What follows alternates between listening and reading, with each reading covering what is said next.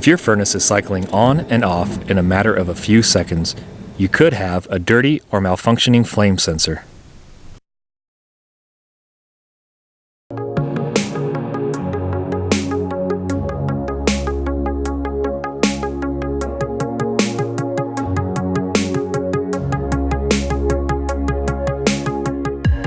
A flame sensor is a safety device that senses if flames are present. They have a nail-like appearance and sometimes with a 90-degree bend. First step is to turn the fuel supply and the power switch to off. Open the furnace door to locate the flame sensor.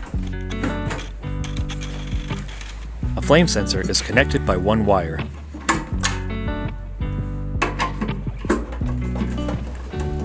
Make sure you are removing the flame sensor and not the igniter.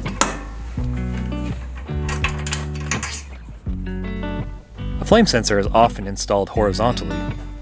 To clean, you can use a variety of tools. A wire brush can be used to lightly clean the sensor, but you don't need much force. Sandpaper can also be used, but don't oversand. You only need to remove surface dirt.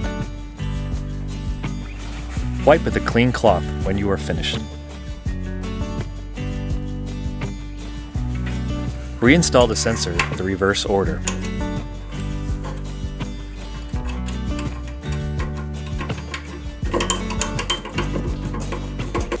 Remember to reattach the wire clip.